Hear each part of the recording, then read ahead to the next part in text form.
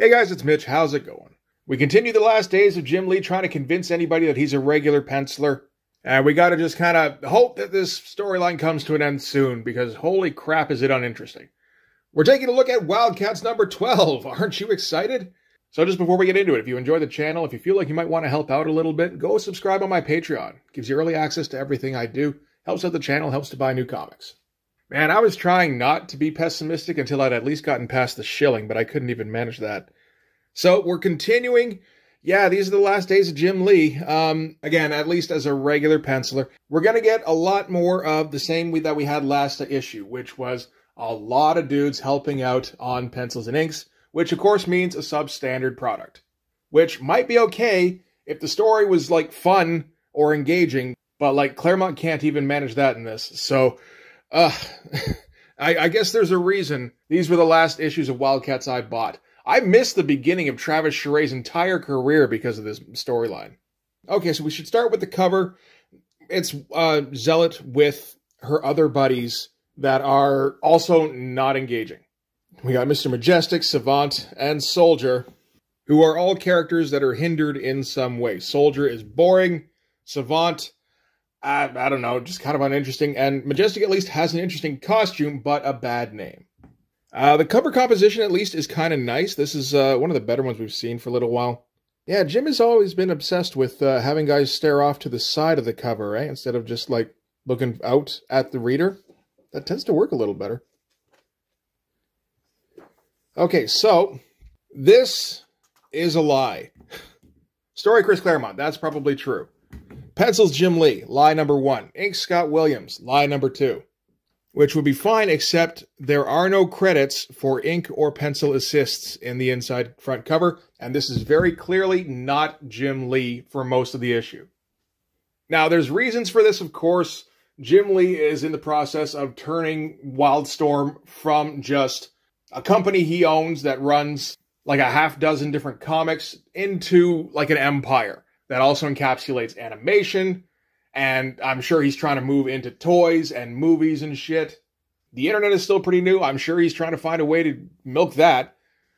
And one thing I always forget around this time is that Jim Lee has, like, small children for the first time. That thing he keeps putting off while he's trying to deal with more important matters. The dude's becoming a mogul. He doesn't have time to draw Chris Claremont's boring story. So we're going to start things off. Okay, so Zealot and the Huntsman. Oh, for fuck's sake, where do we even begin? The storyline started with Zealot trying to train Voodoo on a beach. Out of nowhere, a big old alien ship shows up and crashes right in front of them. Very coincidental. Zealot goes and investigates and finds all sorts of Damonite-looking things called Rakshas. Voodoo stays behind on the beach and gets, like, possessed by one of the Rakshas. Okay, so there's that. Also on the ship was this dude, the Huntsman, and this girl, Miranda. And Huntsman has to protect Miranda. We've also learned that the Rakshas are working for some villain lady called Tapestry. That's her there. And she's got some sort of grudge against Zealot in particular, but she'll take the Wildcats as well. And she's kind of slowly mind-controlling them, so they're all, like, allies with her. She's also hired the Troika, who were those 3 guys from the Wildcats miniseries. And we're working for the Gnome, and currently they're the ones that are chasing Zealot and the Huntsman here. I feel like that mostly brings us up to date, although it doesn't explain why Zealot is near death. She did get poisoned by Rakshas when she was investigating the ship, but this is the first time this has shown any kind of effect on her. And we're going to open things up with a splash, which is all well and good, except this page is weak sauce. I can see what he's trying to do with the low angle on the bike. You know what he's trying to do? He's trying to draw like a tech motorcycle like this from this kind of angle, only he's trying to interpolate it into a background running kind of pursuit situation like this. These are both Jim Lee pages. These are from Uncanny X-Men 270 and 271 from way back in the day, back when Jim drew cool shit. This doesn't get there. Part of it is the composition. I like the attempt with the low angle, but like the pose here is weak. The way these guys are laid out isn't right. I think the finish is going to be mostly Jim on this. It's also very dashed off by the looks of it. The inking, I don't know if it's Scott Williams. I think Scott Williams is spread pretty thin at this point, and he's got a lot of assistants. And there's guys who are being told to ink like Scott Williams, and it's like, you know, it's kind of there. Some guys get pretty close, but like, you look at this tech here, doesn't look right. There's no real detail anywhere, which is kind of a hallmark, really, right? Like cross-hatching. Now, part of that, I guess, is going to be due to this being sort of a high-speed panel. So the more cross-hatching you lay on, the more you slow down the drawing. But there's no effort to speed things up. I think speed lines would have helped things a bit. Doesn't do that.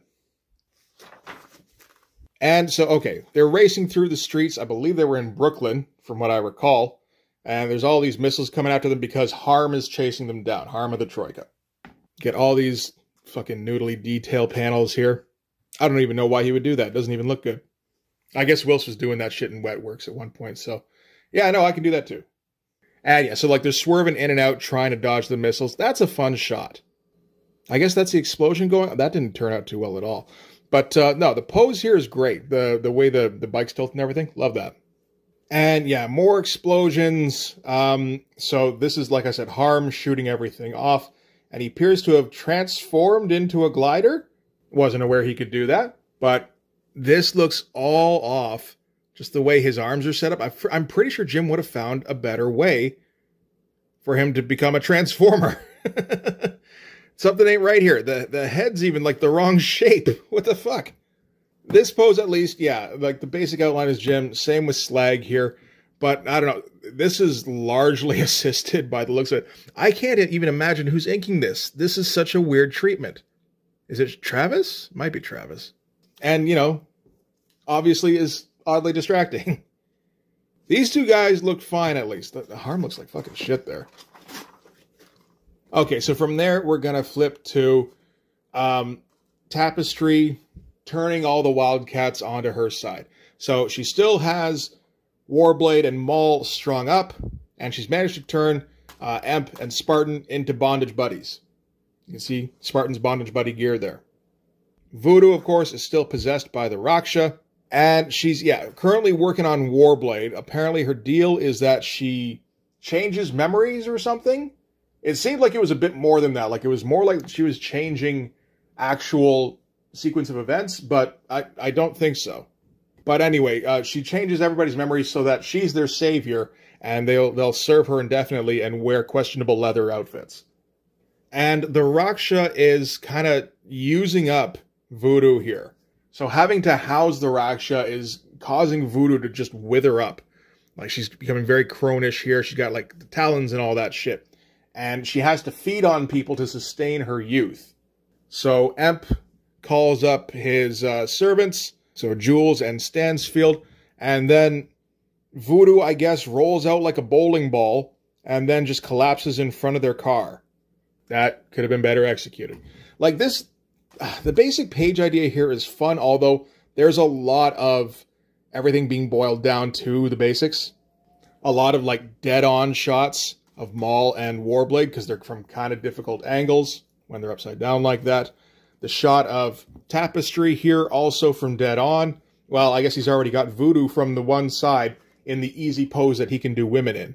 So he's got to just, you know, shake it up somehow. From straight on, a little bit turned. No backgrounds, don't have time, got a baby to change. And weak compositions. No real attempts to make these look interesting at all. Just, you know, trying to get them down on the page. Also, weak finish, whoever that is, couldn't quite pull it off. Like, this looks like it's mostly Jim, at least, but yeah, this is just like getting disappointing from page to page. This, I think, is all Jim, because this is it feels like he's engaged a little bit on this.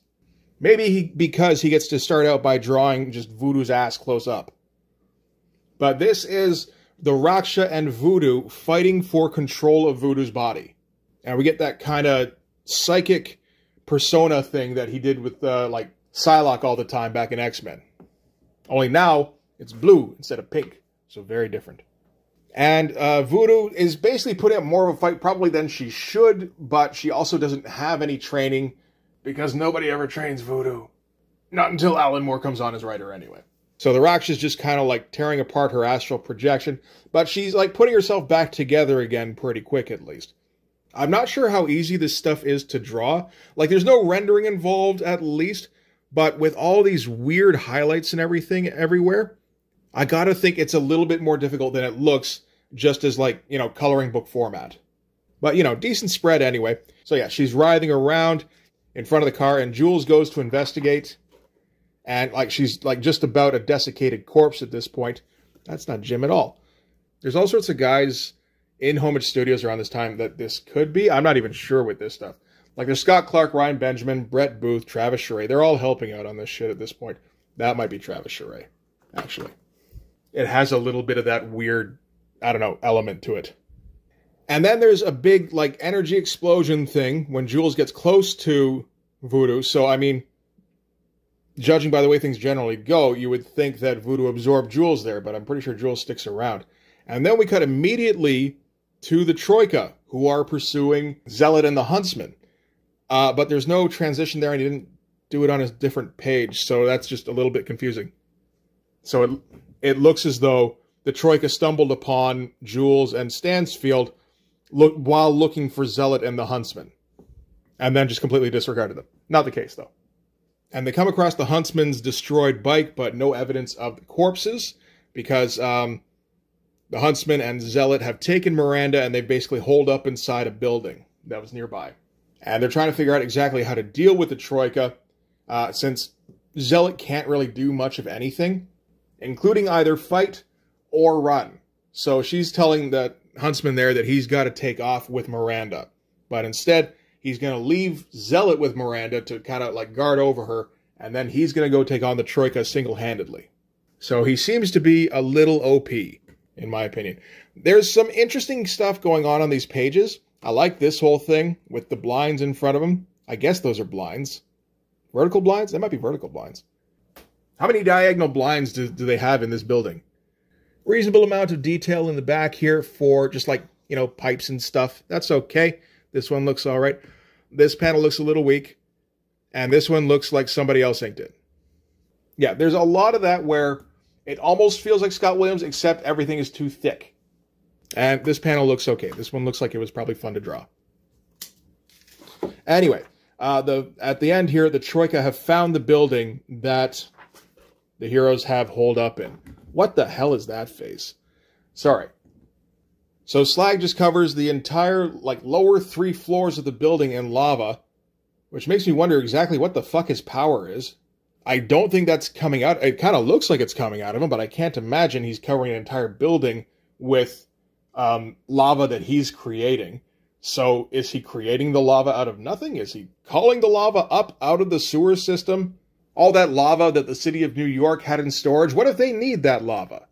All right, so Huntsman's going to go take off to fight the things. Oh my god, that head is so bad. And completely blacked him out. But he is walking out into a doorway, so maybe he's shadowed there. Sure, yeah, okay, why not? And this is Tapestry and her #1 bondage buddy discussing what the Troika are doing with Zealot. Basically, he's telling her that they've given up trying to take her in alive, so they're probably going to have to try and kill her, and she's like, that's okay, they're not going to succeed. And again, weird inking on everything where it just looks too thick. And back to Zealot, where she's trying to, I guess Miranda's kind of out of it at the moment, and she's just trying to keep herself awake and keep herself focused. She examines the wound, and it turns out it's getting, like, extremely septic and rotting the dressing. And then she starts turning into a werewolf, because that's what Raksha poison does to you. And she decides that she's not going to let herself turn into a Raksha. This panel here, pretty good. These ones, not so much. Which is a shame, because, like, Jim Lee drawing Zealot as a monster lady should be fun, but it looks like he's just not even thinking. I think he's mostly on autopilot. So we cut back to the Huntsman taking out the Troika, all by himself, of course. Takes out Harm's knees. Probably shouldn't have let him get that close.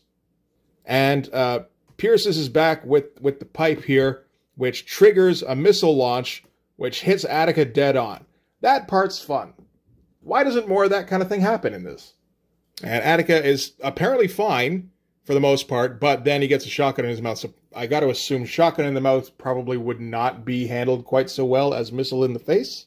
And it turns out it's Soldier, one of the worst characters in the Image universe. And so he's keeping Attica at bay, while the Huntsman is incapacitating Harm some more. Slag comes up behind him and buries him in lava. And like we see him covered in lava. So he's dead, right? Must be. And like all sorts of stuff going on here. There's a bit here where he says that Harm is a variation on a classic Lammer Bolo theme, which is a very specific thing to say, and I wondered if that was a reference. I think it might be. I think he's referencing a series of sci-fi novels about a character named Bolo, written by a guy named Keith Lammer. So I don't know why he had to throw that in here. Maybe just because he noticed a similarity between the Harm thing and the description of the tanks in the Bolo. I don't even know. I couldn't really find any connection between the two writers. Maybe they're friends or something. That looks weak as shit.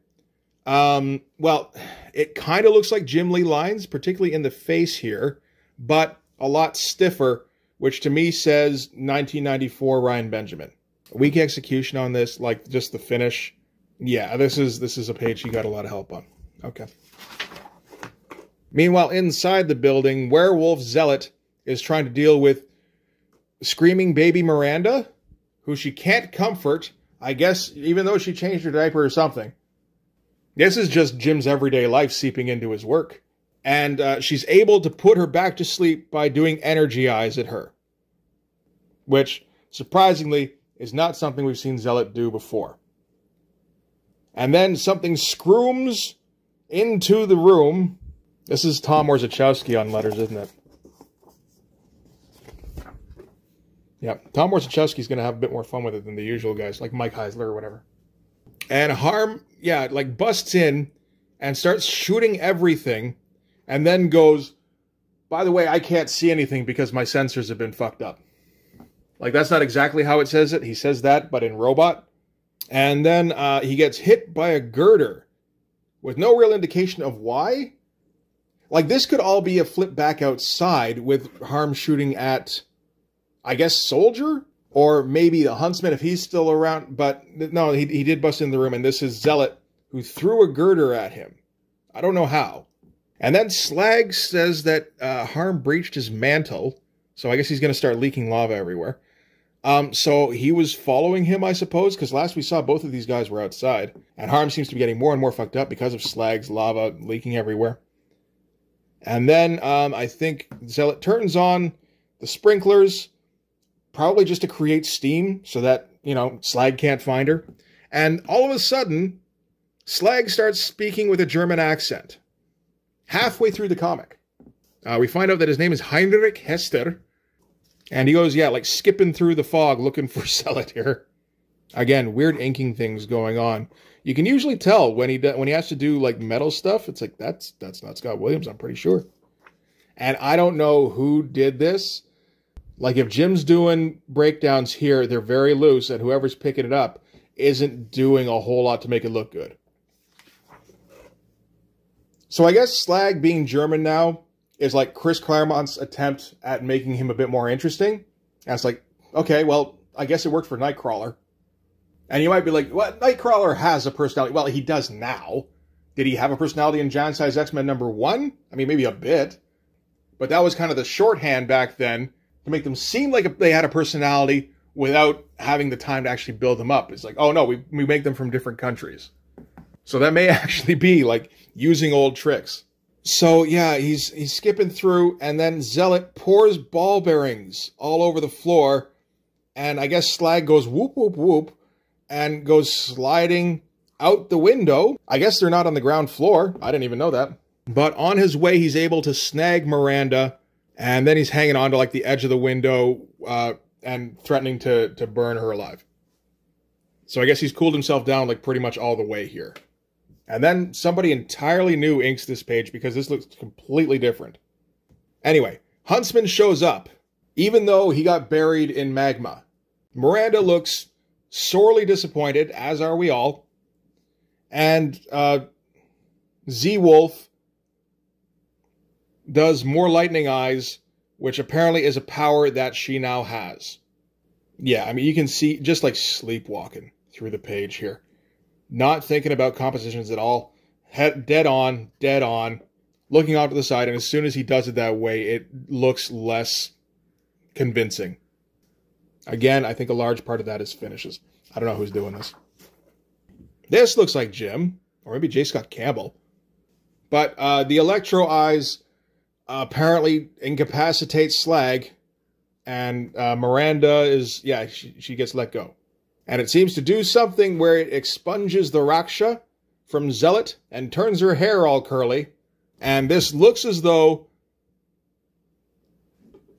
Tapestry is somehow finding a way to take control of her. It also looks like an Art Adams drawing. That's one of the reasons I'm wondering if this is somebody like J. Scott Campbell. But in 94, I don't know if he's doing that kind of thing. But yeah, this page, all quite good, actually. Huntsman scoops up Miranda. Slag turns back into mostly a person and falls out the window. And Zealot, I guess, floats around and does lightning things and wonders about her new hair. That's a bad pose. Slag falls out the window and hits the ground. Soldier comes up on him, finds him here, puts the shotgun right to his head. So who's got the shotgun on Attica now? Huh? Did he just agree to sit still so Soldier could also put the shotgun on him? And on top of the building, Harm is still almost functional as he targets Soldier and gets ready for some time in the future somewhere when he'll be able to shoot him. Do you think Ryan Benjamin? I think so. And yeah, so Zealot has woken up, and again, curly hair and Electro Eyes. And she's made a complete recovery from lycanthropy, so good for you, Z. Mostly looks like Jim, also looks like he's not putting in a ton of effort. Very basic backgrounds here, nothing. And, you know, boring compositions as well, right? That's the other thing. Like, you can get away with no backgrounds if you still make a fun page, but he's not really doing that either. So they step outside. Soldier's got Attica and Slag, so he did just agree to kind of sit there the whole time. That was nice of him. And then Mr. Majestic, that's his full name, shows up with Savant. They just kind of teleport in. I thought that she did, like, leapy stuff. Isn't that her deal? She got the 7-leg boots. And Savant recognizes that something's up with Zealot. So I guess the last time she went evil, she also permed her hair. And, in the meantime, Harm is waiting to shoot them all, and he's acquiring further targets. And the weapons have finally come online right when everybody's all in the same area. Again, handy. And Zealot's like, if I am what you fear, no weapon of yours can do me harm. But when she says harm, she says it as the acronym, which that's this character. And then Harm explodes when she says that, and she says, well, I wonder what happened to Harm. Which is really fucking weird. Like, you could have found a way better way to do that, I feel like. But anyway, yeah, Harm falls off the building there. I think Savant is getting ready to shoot Zealot, because again, evil perm. And Huntsman, yeah, just kind of holds one of Zealot's swords on her. And then Grifter swings in. That's a decent pose, at least, finally. And then they do introductions all around because the Troika have been defeated and they've kind of won the day. Most of their buddies are still captured by, you know, weird S&M freaks. But, you know, at least for now, things are on the up and up. So they're going to go get ready to take down Tapestry and set the Wildcats free. Only Tapestry is like super stoked about how things have turned out. Possibly because also evil perm. They're evil perm twinsies now. And so, yeah, this isn't quite the end. There will be another chapter in this interminable story, but this is it for now, at least. I could see this going a couple of different ways. For one thing, this seems like how Tapestry changes people's memories. I don't know any kind of thing where she spies on people with telepathic abilities. One option is that this could be all a change that Tapestry has managed in Zealot's memory, which would be interesting, and would also account for a lot of the little plot holes and just kind of things that were not quite right in the course of the story. I don't think that's the case, though. That would be fun. Another thing is maybe, with the similarity of the perms, she's becoming Tapestry. And originally she was Zealot. I also don't think that's the case, but that would be kind of interesting. We'll have to get around to the next issue to find out, where I'm sure we will be disappointed by whatever actually happens. Yep. There's the animated series that's taken up so much of Jim's time. What was the name of that cartoon again?